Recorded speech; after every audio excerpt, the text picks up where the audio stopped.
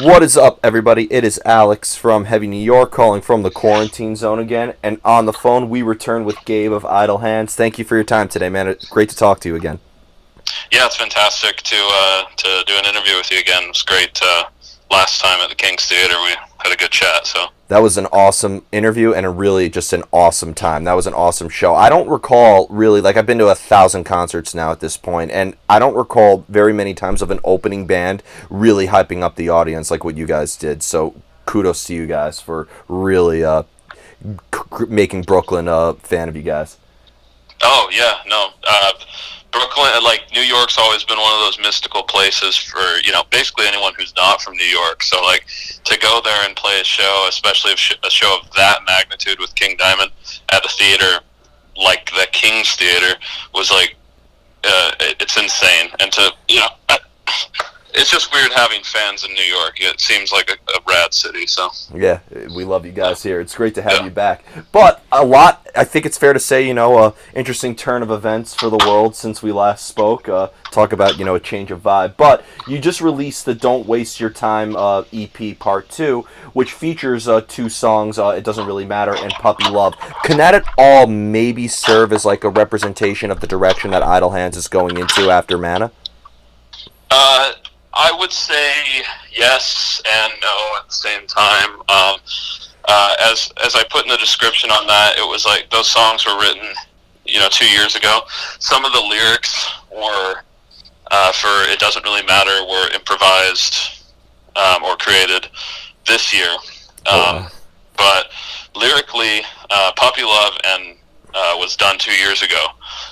And so, I mean, I used a few like studio techniques and production techniques, on them. And obviously, I can't change the fact that my voice is different now than it was 2 years ago to some degree, I imagine. So, mm-hmm.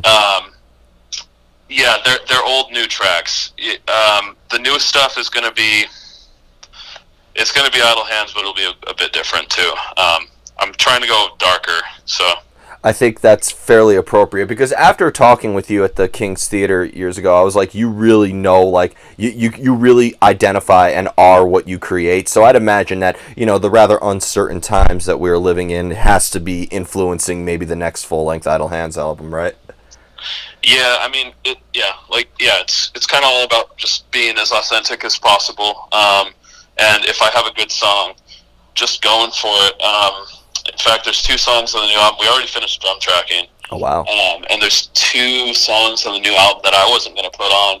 One I showed my wife, and, I was like, I have this whole fucking idea. It's going to be so great.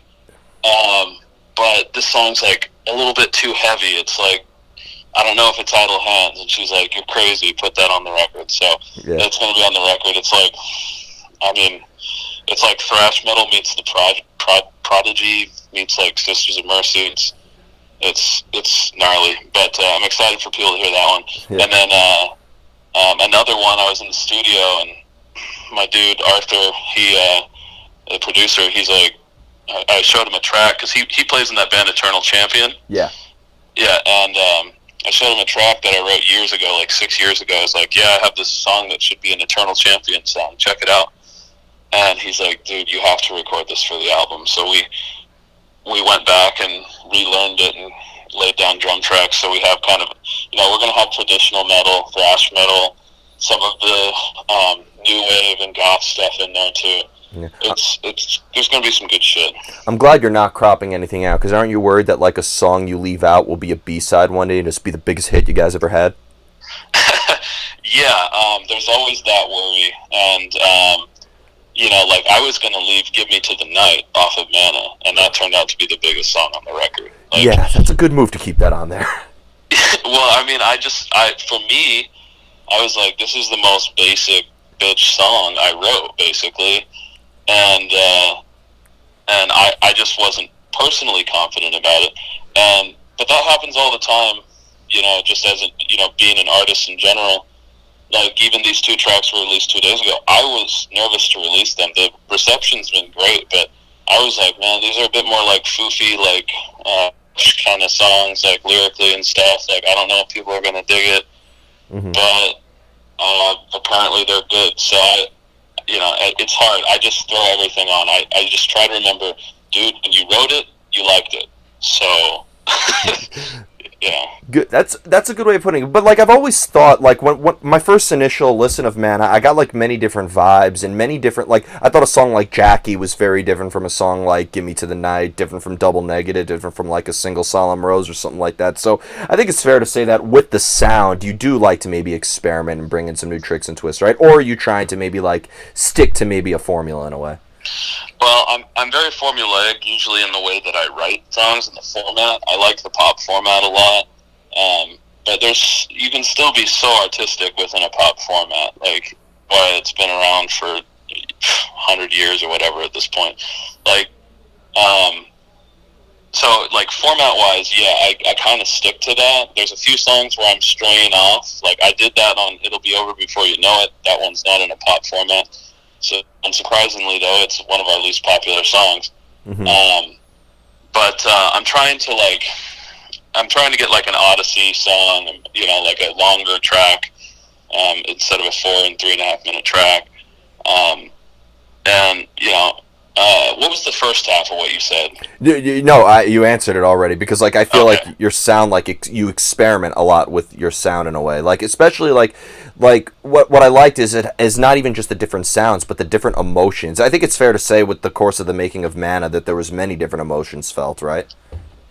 Yeah, for sure. Like some are written from like I'm having a bad night, and you're like you just want to get something done. Like then I got a song like Double Negative where I was just like kind of wasted, and I needed to come up with lyrics on the spot, and I was like, oh, this is some dark shit. I'll write this down. And it's like anytime any kind of inspiration comes to you, you should usually chase it. Like like Dragon, Why Do You Cry? The second I thought of that title, I was like, that is the song title. No one can fucking convince me otherwise because it invoked such a reaction in myself. I know it's going to invoke a reaction in other people, and that's why I chose the title like Puppy Love for this other thing too, because it fit the song perfectly. And a lot of bands would be like, dude, we can't call our song that. And luckily I'm in a position where I write the song, so I can be like, that's the name of the song. And a title's just a title, so it's the music. Don't judge a book by its cover and don't judge a book by its title either. Exactly. Yep. Now, I didn't even realize this until, like, after, we did our interview last time and whatever, and, I was researching and looking up you guys. I didn't realize that you actually used to play with a couple of other bands. Like, I know that you used to play with Spellcaster and Silver Talent and all these other bands. Like, is maybe, like, the mind frame for the creative process different in Idle Hands than your other projects because you were playing bass for them? Or do you, like, portray yourself differently? Well, what you mean the mind frame behind songwriting, or Yeah. the mind? Okay. Yeah, a little bit. Like Silver Talon. I'll start with Spellcaster. Spellcaster, I was like a joined hired hand when it started, and then basically by the end of it, I ended up being the guy running the band and writing most of the songs, and helping to format everything. And I was the leader, but I wasn't in charge. And so I had all these great song ideas, and I'd bring them to practice, and people just shit all over them, basically, like, I don't like that part, let's change this part, let's do my, I want to bend this one for some fucking reason. I'm going to write my own lyrics, even though you have a full set of good things right here. And then by the end, it's just this bastardized, watered-down version. So after Spellcaster broke up, I joined Silver Talon, and it became clear to me almost immediately that Bryce and I are both leaders, basically, and Bryce was, or at least we both want to be main songwriters, right? And I had my ideas, and I didn't really want to compromise anymore. I was just at the point in my life where I don't want to compromise anymore, and I don't think Bryce wanted to compromise anymore either. So I was like, okay, I'm going to write music on my own, and I'll remain in. But then I just had another epiphany where it was just like, if I'm going to really do something with this, I have to leave that other band, because I'm going to, I can't split my wrists. Like, if I have a good idea, it's going to go to my project. You got to put everything you have into one project. Mm-hmm. I was never a fan of being in 6 bands at one time or anything like that. I was like, how would you do that and write good music? I don't understand. Yeah, I don't understand how Phil Anselmo does it. Yeah, to me, it's kind of like, you're just watering down your creativity by splitting it up in too many directions. I think, at least for me in my life right now, it's got to be full fire blast, 100% focused on this, because I want this to take me somewhere to the point where I can branch out my creativity in the future. Maybe when I'm 40 or something, I can help produce some bands, or I can offer advice to musicians. I want to be in a position to help people when I'm older. Yeah. So, first I got to write the albums. So. Well, I'd imagine, though, when you look at the stuff that you've done with Seventh Gate or Silver Talent or Spellcaster and Idle Hands, it still has to partially be a reflection on who you personally are, right? Because I remember with Idle Hands, you said that, like, you, in a way, kind of portray a character and stuff like that, but I'd imagine that, like, everything you've done is still a reflection of who you personally are in or out of character, right? Oh, yeah, for sure. I mean, yeah, like, Spellcaster was, I mean, when we were writing that music, I was always into, I always had a more eclectic taste in music than most of the guys in the band. You know, like, I would get shit on for liking Cradle of Filth and stuff, but I was like a thrash metal kid, basically, back then. Iron Maiden thrash metal guy in Spellcaster, and then as we aged, you know, you start slowly getting into other genres, and then by the time you're 28, 20, 27, 28, 29, you know, I'm hoping at that point you're branching out your musical tastes. At this point, like, I will listen to whatever.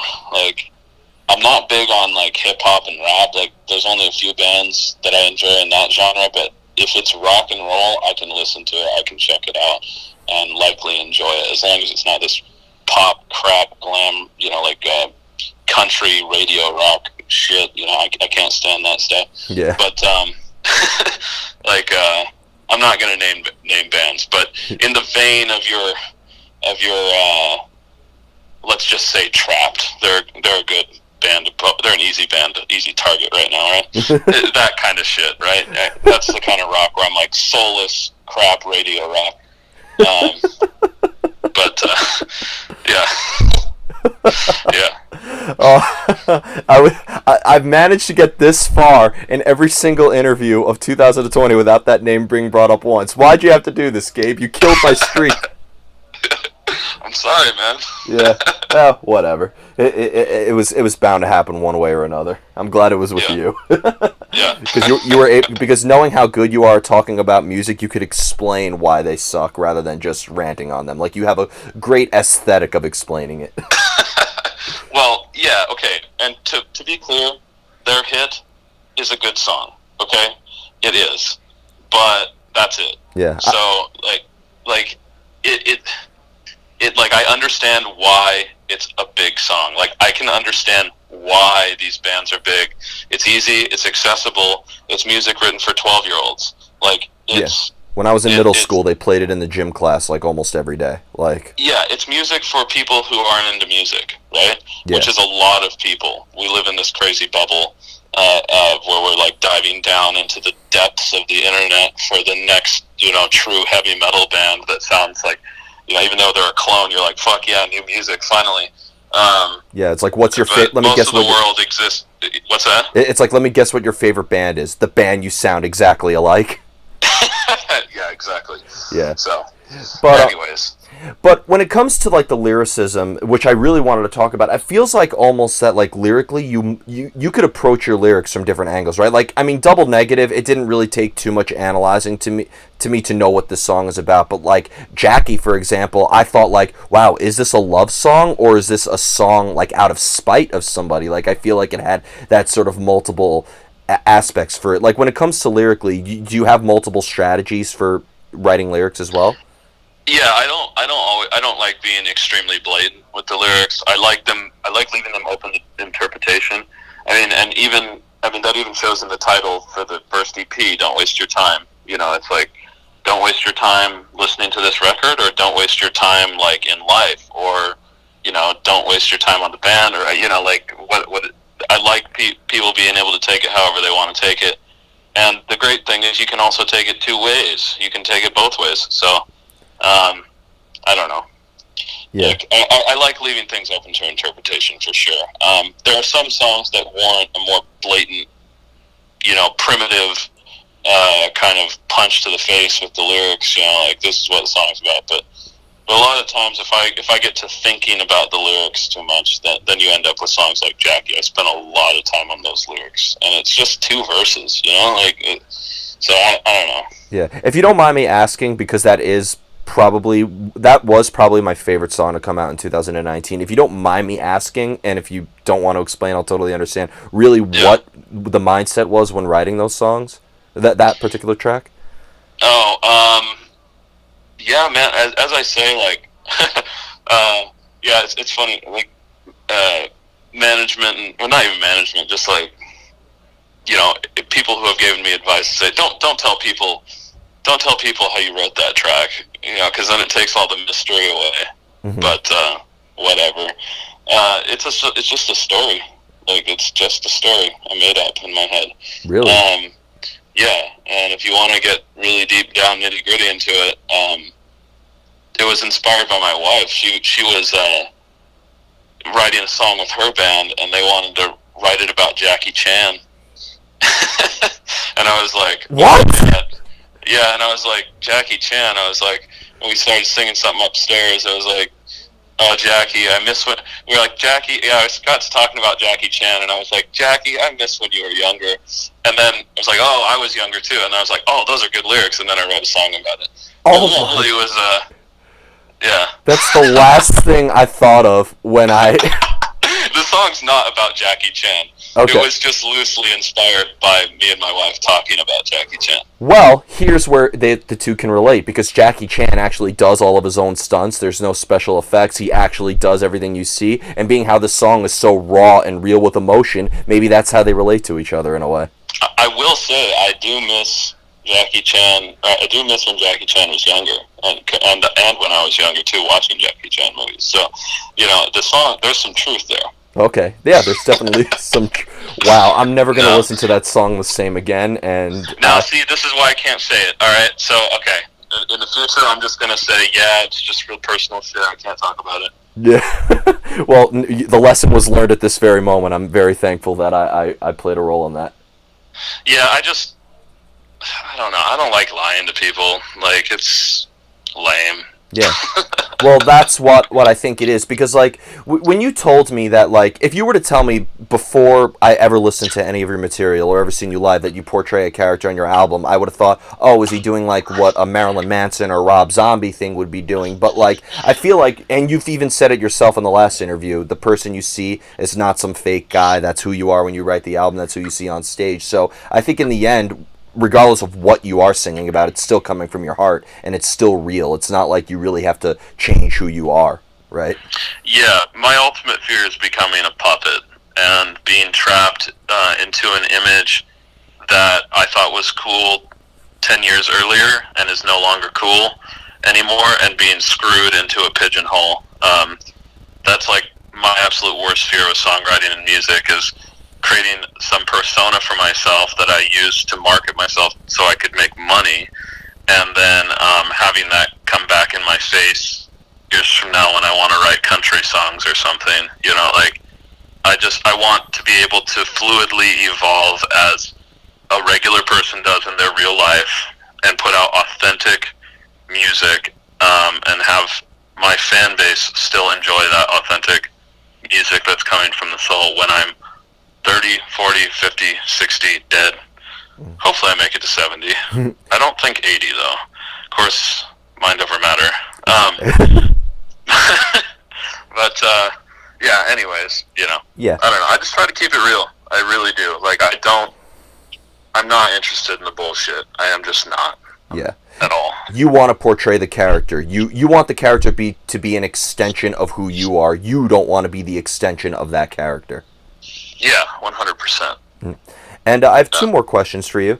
But, I feel like the last time I saw you, you were playing with King Diamond and Uncle Acid, and then, I was really looking forward to seeing you guys on the Decibel Tour this year. But, like, playing with Mayhem and Abbott and Gatecreeper, I mean, I don't think there's any denying you guys probably would have been the least heavy band on that bill. But, like, I'd imagine that you would have noticed, like, different types of audiences depending on the bills you've played with, right? Oh yeah, I mean that one was gonna expose us to a lot of like black metal folks, I think, because I think primarily you were gonna get black metal folks coming out for that. The great thing about people who are into black metal, aside from like the dungeon basement guys, is that they're usually into other styles of music too. Definitely. You don't really super often find just not everyone's a militant black metal guy, and usually people like black metal a lot because it's really melodic. So they're going to enjoy a lot of other melodic music as well. And when we opened for Wada and Tribulation and Gall's Word in Europe on our first tour over there, that was kind of eye-opening for us because we got so many comments from people saying, "Wow, I only listen to black and death metal, and you guys are the first band that I enjoy that's not in that, and now I want to find more music like this." And it made us confident that we can appeal to any subsect of heavy metal if we just try.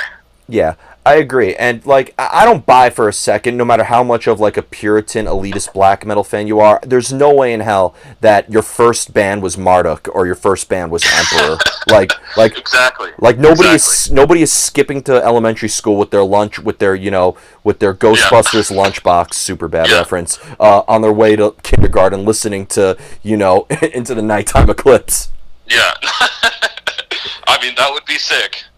But no, probably not. Well, if I ever have a kid, I'm Yeah. But and the final question I wanted to ask you is that people are really now starting to really connect with your music in a profound way. Again, like I know a lot of people after that King Diamond show in Brooklyn, hanging out. A lot of my friends in the underground scene were at that show and they discovered you guys there. They immediately got on board. A lot of people are connecting and resonating with the art that you create. Does that change on how you look at yourself as an artist in a way? Is it maybe I don't want to say altering, but for lack of better words, like is it maybe affecting how you're going to write music in the future or effect on how you portray yourself? Right now, no, because I'm in my room at my house and it's pretty much the same room that I had before. That's kind of a dumb way to put it, but like, no, if basically, no, I haven't developed an ego. I think I'm actively trying to avoid that happening. I will say people liking the music gives me a lot more confidence that I can be successful in the future if I continue to work as hard as I have been. Basically, that it's just a matter of time as long as I continue working, which makes me very hopeful for the future. But no, I try and stay as out of that as possible. I'm not really interested in getting my ass kissed. I like talking music.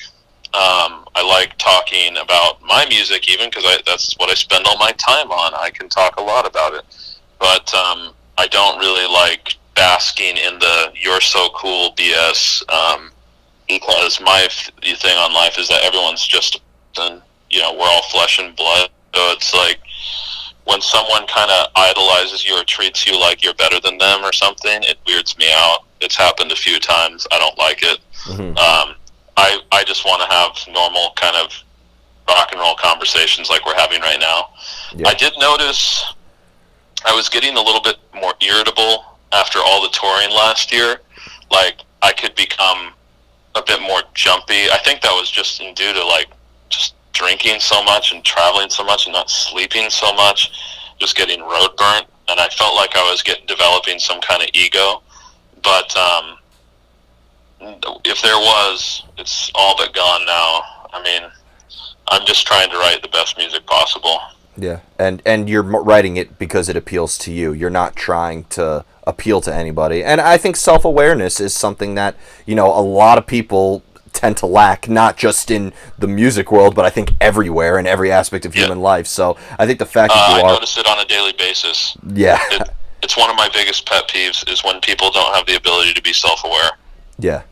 You can't be successful in anything if you're not self-aware, and if you can't self-criticize, you will fail. Like it's just a matter of fact. Like, yeah. And it sucks because the only thing you can never escape is yourself. And I guess people don't want to be self-aware, kind of foolishly hoping that is the case. Yeah, a lot of people would rather just veg out or forget about it, or they feel sad for a little bit, and then they just, they have a problem or something, and they cry about it, and then the next day they're happy again. So they're like, well, let's just brush that problem back under the rug, and let's go out to dinner and grab some beers, guys. Like, it's like, I always tell people, I'm like, what are you doing? What do you want to do? The question I like to ask people, when I've been drinking, is, you know, what are your goals in life? Like, they'll be like, oh, what do you mean? I'm like, what are your goals? What do you want to do? Because people don't get asked that question enough.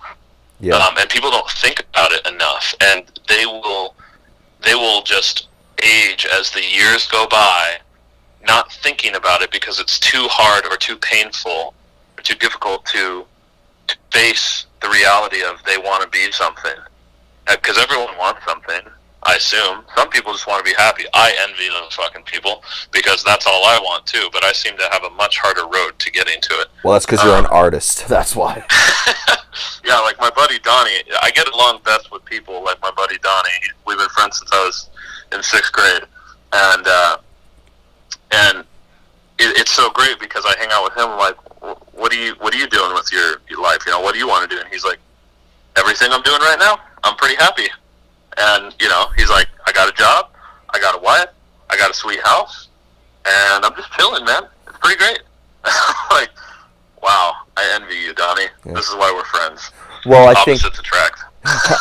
Well, I think it's like when you ask people like what their goal is, I guess because we've become so accustomed to having an end goal or, the idea that everything happens for a reason that like I think people feel like that they are almost unhealthy if they don't have that. So, and people like pressure is often considered to be like the number one stopper of moving forward for people. So maybe that's why they feel kind of like, what you were saying. Yeah, or just like, I have no clue, like a fear of failure. I don't know. And the worst part is when you try to get in with people, they go, oh, I want to do this. And when you finally get them to admit, like, okay, I want to be an actor, or I want to be a professional chef or something someday. Like, even a lofty goal that'd be like, oh, don't call me stupid for saying that. And I go, okay, that's awesome. I totally support you. What's step one? And like, I don't know. It's like, okay, figure out step one and start going immediately and spend all your time doing that, because you need to put the same amount of effort into your goals and your dreams that you would put in. I mean, if you're working a 40-hour-a-week job for somebody else, you need to put in 50 hours a week for yourself, and then eventually you can get to the point where you don't have to work for that person anymore, and you can put in 100 hours a week pursuing your goals. And if you're doing it right, there's just you will be successful. Like, that's it. Like, definitely. I don't know. No, yeah. You said it perfectly, and no pun intended. And I don't know how you'll feel about me using this pun, but don't waste your time. Yeah. But yes, it sucks because that's a huge part of my life philosophy, and now I can't say it with, because it's the name of the EP, so. Yeah. Yeah. My wife and I, like, joke about that shit all the time. Like, she's like, are you saying don't waste your time? I'm like, yeah, whatever, shut up. Yeah, I mean, with all due respect, as you were, like, explaining this to me, I was listening and I was very intrigued, but I was saying I'm going to have to use that pun one way or another through the course of this interview. So. Well, no, I like it. That's good. Thank you. So before we go, I want to thank you so much for your time. Always great talking to you, Gabe. Just, obviously thanks to a certain virus that I choose not to name on my outlet because I don't want to give it any promotion. Is there just anything with Idle Hands that you would like to promote in the future, where people can buy your merch? And I'd imagine when all this is over, we'll be seeing you on the road quite a bit. And I know, knowing your creative process, this time of turmoil is definitely going to crank out some badass new music, right? Yeah, working on 22 songs right now for album 2. So fuck. We'll see which ones make it and which ones don't. But yeah, you can buy our merchandise. It really helps. We have a ton of Mana LPs and stuff left over from the King Diamond tour last year, from this Decibel tour. LoneFurRecords.com, like a fir tree. Lone Fur Records. And then for the future, just within the next year, all I can say is that there's going to be massive, massive changes within this whole project, and for good. Okay. For good. And you will be hearing some new music that is totally and completely out of hands. Awesome. But I can't say anything about that right now. So awesome. No worries. No worries. Yeah. But thank you so much, everybody. We are here with Gabe of Idle Hands. For God's sakes, pick up Mana if you haven't already, and be sure to check out Don't Waste Your Time EP Part 2, featuring 2 new songs. This is Alex from Heavy New York, and we will see you next time.